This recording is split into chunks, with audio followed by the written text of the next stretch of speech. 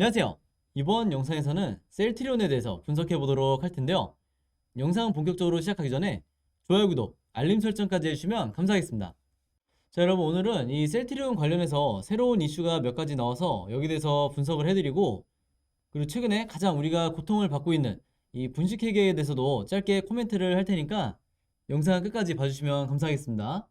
일단 가장 먼저 이 소식에 대해서 말씀을 드리려고 하는데요.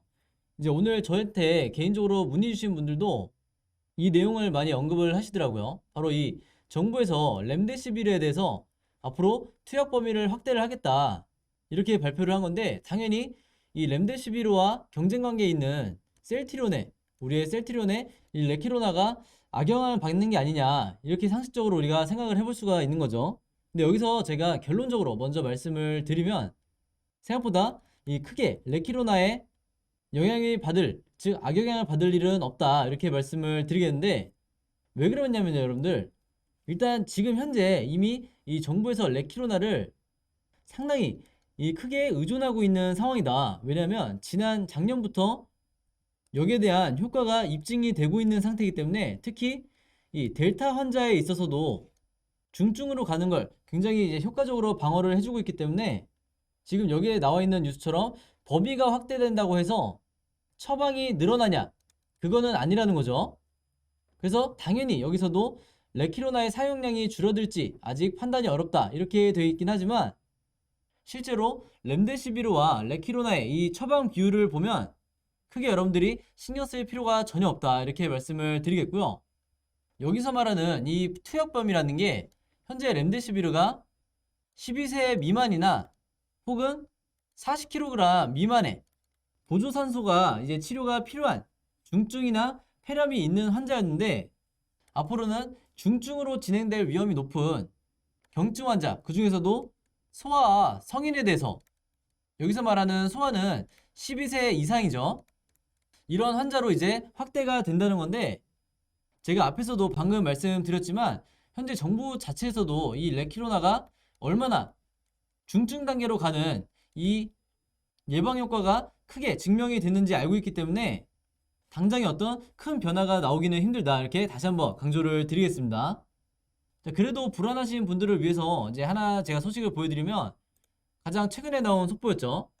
이게 이제 정부에서 정례 브리핑을 통해서 공식적으로 발표를 한 건데, 작년 6월부터 9월까지 코로나에 걸렸던 이 경증과 중등증 환자에 대해서 이제 분석을 했을 때, 레키로나를 처방을 했더니 대부분 이 중증으로 가질 않았다, 이렇게 발표를 한 건데, 이 기사에는 자세하게 나와 있진 않은데 제가 따로 확인해 본 바로는 전체 이 기간 동안에 626명을 대상으로 연구를 진행을 했더니, 이 중에 레키로나를 처방을 해서 치료를 했던 환자는 486명이었어요.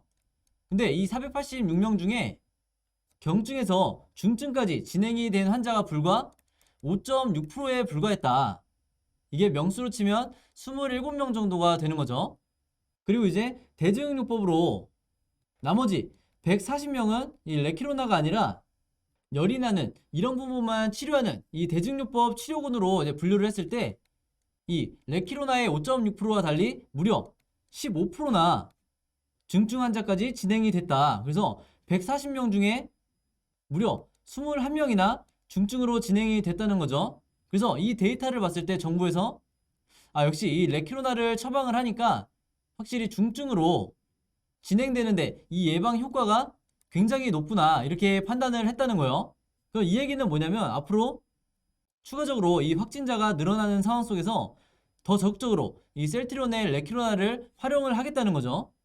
그래서 이런 연구 데이터가 계속해서 나올수록 전 세계적으로 다른 국가들이 이 레키로나에 대한 수요가 계속해서 늘어날 수밖에 없다, 이렇게 말씀을 드리는 거고, 제가 뒤에서 말씀을 드리겠지만 이 셀트리온 같은 경우에는 현재 이 오미크론에 대한 치료 효과를 높일 수 있는 P63에 대한 이 임상도 현재 진행을 하고 있죠. 그래서 한마디로 올해 안에 이미 정복이 가능한 델타 플러스 오미크론까지 우리나라 기업인 이 셀트리온이 여기에 대한 해결을 제시를 할 거기 때문에, 지금 현재 주가가 이렇게 바닥을 기고 있는 상황에서 다른 여러 악재 이슈가 남아있긴 하지만 우리가 섣불리 손절하실 필요가 전혀 없다, 이렇게 다시 한번 말씀을 드리겠습니다.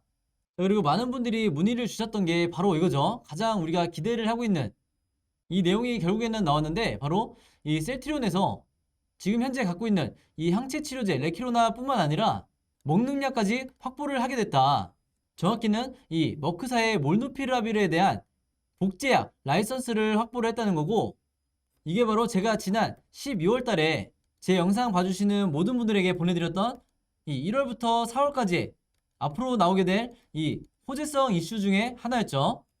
그래서 제가 이 자료에서 분명히 뭐라고 말씀드렸냐면, 이 머크사의 몰누피라빌에 대한 이 복제약이 허용이 된 상황에서 국내 이 제약바이오 업체 중에서 이 허가를 받을 수 있는 가장 유력한 후보가 바로 셀트리온이다, 이렇게 말씀을 드렸었는데, 이게 물론 기사가 나옴과 동시에 주가가 상승이 나와줬으면 좋겠지만, 지금 현재 이 공매도 세력이 주가를 누리고 있는 이런 상황에서 어느 정도 시간차를 두고 급등이 나올 거기 때문에 여러분들이 여기까지는 기다려 주셔야 되는 거고요.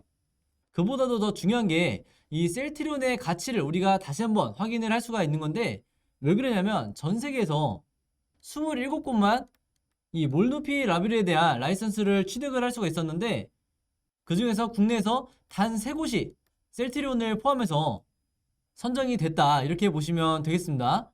이제 참고로 말씀드리면 셀트리온을 포함해서 한미약품과 그 다음에 동방 FTL까지 이렇게 3군데니까 여러분들이 참고해 주시면 되겠고, 여기에 대한 시너지가 이제 셀트리온뿐만 아니라 셀트리온 제약까지 이어지게 되는데, 왜 그러냐면 이 몰누피라빌에 대한 복제약이 생산하는데 셀트리온 제약에서 담당을 하게 됐고, 이걸 이제 셀트리온에서 해외 각지에 공급을 하게 되는 거죠.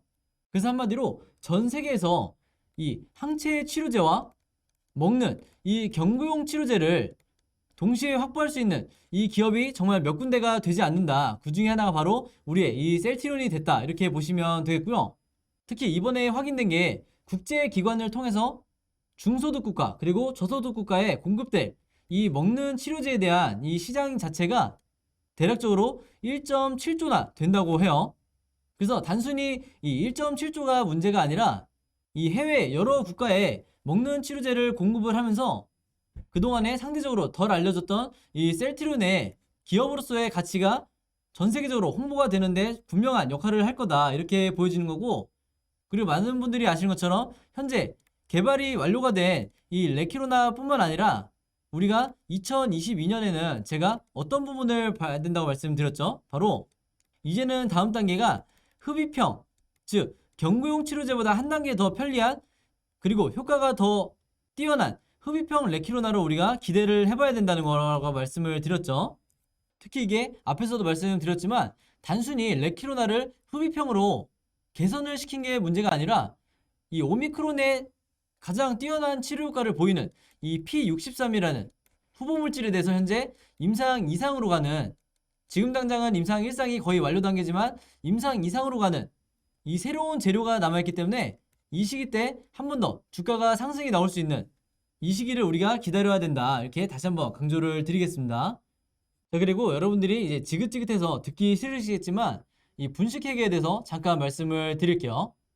이제 많은 분들이 이제는 3월 중으로는 결론이 날 거다, 이 부분에 대해서는 여러 이제 매체를 통해서 접하셨을 텐데, 아마 대부분의 이제 주주분들이 이번 1월 달에 증선이 논의가 시작이 될까 하다가 한 차례 연기가 되면서 여기에 대한 시일이 걸리면서 3월로 되나, 이렇게 알고 계실 텐데, 정확히 말씀드리면요, 3월에 결론이 나올 수밖에 없는 이유, 분명한 이유가 있어요. 그게 뭐냐면은 현재 이 금융감독원이 어떤 부분을 문제 삼고 있냐면, 셀트리온 헬스케어가 2016년부터 사업보고서를 고의적으로 분식했다고 판단을 하고 있다는 건데, 2016년이면 이제 셀트리온을 오래 보유하고 계신 분들은 아시겠지만 이 셀트리온 헬스케어가 코스닥 상장을 앞두고 있던 시기였죠. 그렇기 때문에 2016년부터 사업보고서를 고의적으로 이 조작을 한 게 아니냐, 이렇게 판단을 하고 있다는 건데, 제가 알아본 바로는 이 현행법상 과징금을 부과할 수 있는 기간이 위법행위가 벌어진 날부터 5년까지예요. 그럼 이제 여러분들이 눈치를 채셨겠지만 2016년부터 위법행위가 벌어졌다고 이제 생각을 한다고 하면 5년이 지나기 전에 2022년 3월까지는 어떤 식으로 제재할지, 이 제재 여부에 대해서 결국은 결론을 내야 된다, 이렇게 말씀드릴 수가 있는 거죠.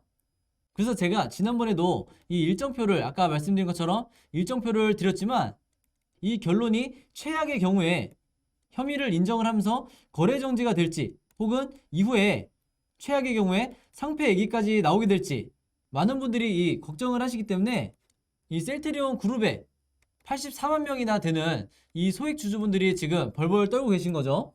근데 제가 결론부터 먼저 말씀을 드리면, 당연히 아직 이 결론은 나오지 않은 상황이기 때문에 100%라고 말씀드리긴 어렵지만 거래 정지나 상폐까지 가는 이 수순을 밟기는 굉장히 어렵다. 그래서 왜 그런지는 제가 저번 영상에서도 계속해서 말씀을 드렸죠. 이 셀트리온이랑 셀트리온 그룹 자체가 84만 명이라는 이 소액 주주도 있지만, 여기에 외국인 자금도 굉장히 많이 들어와 있는 상태이기 때문에 이 종목 같은 코스닥의 1위를 차지하고 있는 이런 종목을 상장 폐지시킨다? 이거는 국가적으로도 이 이미지에 굉장히 손해가 크기 때문에 우리가 과거의 경험상 이 삼성 바이오로직스처럼 어떤 식으로 시정을 할지 이 조치를 내리면서 무마할 가능성이 굉장히 높다. 그리고 최악의 경우에 임원에 대한 고발 조치가 이루어진다고 하더라도 셀트리온 그룹의 이 주가로 봤을 때는 우리가 이런 상황이라 하더라도 악재가 소멸되는, 즉 호재로 바뀌게 되는 이런 가능성이 훨씬 더 높은 거죠. 그래서 셀트리온의 거래 정지나 상폐가 그렇게 걱정할 만한 부분이 아니다, 이 부분을 말씀을 드리는 거고, 사실은 이 셀트리온 그룹주 같은 경우에는 이 분식회계 이슈가 빨리 어떤 식으로든 종결이 돼야 여기에 대한 재료 소멸로 주가가 상승이 나올 수 있는 이 변곡점을 만들어줄 수 있는 이 시기가 오게 될 거다, 이렇게 다시 한번 말씀을 드리겠습니다. 자, 그래서 제가 저번 영상에서도 말씀드렸다시피 아주 중요한 이 결론이 3월 중에 나오게 될 텐데, 여러분들이 3월이라고 하면 바로 생각이 드시는 게 있죠. 바로 첫 번째는 대선이 있고요. 두 번째는 가장 무시무시한 상패 시즌이 도래를 한다. 그러면 여러분들이 여기 대해서 어떻게 생각을 하셔야 되냐면, 이 두 가지 큰 빅 이벤트가 있는 시기에는 세력들이, 이 중에서는 공매도 세력도 있겠지만 단기적으로 들어오는 이 세력들도 분명히 있죠. 그래서 이 세력들이 어떤 식으로 주가를 단기간 급락시키고 급등을 시키는 이런 개미털기를, 시나리오를 짤지 여기에 대해서도 충분히 대비가 돼 있으셔야 된다, 이렇게 말씀을 드리는 거고, 제가 말씀드리는 대비는 여러 가지가 있겠지만 주가가 순간적으로 급락이 나올 때 내가 패닉에 빠져서 손절이 나오지 않게 되는 단순한 홀딩의 개념도 있는 거예요. 바로 그런 이유 때문에 더더군다나 제가 그동안 계속해서 무료로 공유를 해드리고 있는 이 1월부터 4월까지 셀트리온 관련해서, 그리고 레키로나 관련해서 앞으로 일자별 어떤 호재와 악재가 있는지, 그리고 앞으로 나오게 될 이 3월을 기점으로 해서 어떤 보도자료들이 나오게 될지 제가 전부 다 정리를 해서 여러분들에게 보내드렸던 건데, 이 내용들만 사실 여러분들이 알고 계셔도 급락 이후에 어떤 식의 급반등이 다시 나오는지 여러분들이 충분히 예상하고 대응을 하실 수가 있다. 즉 이런 특정 시점에 단타로도 매매를 해서 여러분들이 수익을 충분히 내실 수가 있는 거죠.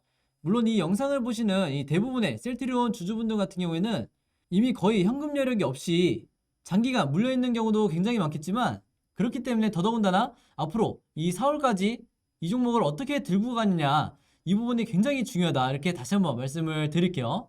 자, 그래서 항상 그랬듯이 이 자료 필요하신 분들은요, 제 번호 010-5826-4556으로 숫자 7이라고만 간단하게 적어서 저에게 문자 보내주시면 제가 문자 보내주신 모든 분들 일일이 확인해서 전부 다 답장 드리면서 제가 무료로 공유를 해드리도록 하겠습니다. 제가 항상 말씀드리지만 이 세력들은 제가 지금 말씀드린 이 자료를 이미 작년부터 가지고 있었기 때문에 앞으로 3월까지 마음 놓고 이 개미털기를 어떻게 해야 할지 이 시나리오를 짠다고 제가 말씀을 드렸죠.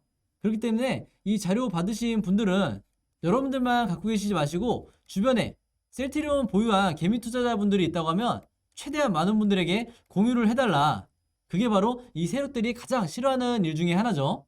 그래서 우리나라처럼 이 주식시장에서 정보의 이 불균형이 심한 셀트리온을 포함해서 이 많은 종목들에서 많은 개미 투자자분들이 정보의 부재로 인해서 단기간 개미 털기에 내가 손절을 해버리기 때문에 물론 여러분들이 차트 분석도 좋고 재무제표 같은 이 실적적인 부분도 중요하지만 결국에는 우리나라는 이 정보다. 이 정보에 의해서 여러분들이 수익과 손실이 결정이 되는 거기 때문에 이 자료 필요하신 분들은 제 번호 010-5826-4556으로 숫자 7이라고만 간단하게 문자 보내주시면 되겠습니다. 자, 그럼 여러분 오늘 영상은 여기까지 찍기로 하고요. 저는 다음 영상으로 뵙도록 하겠습니다. 감사합니다.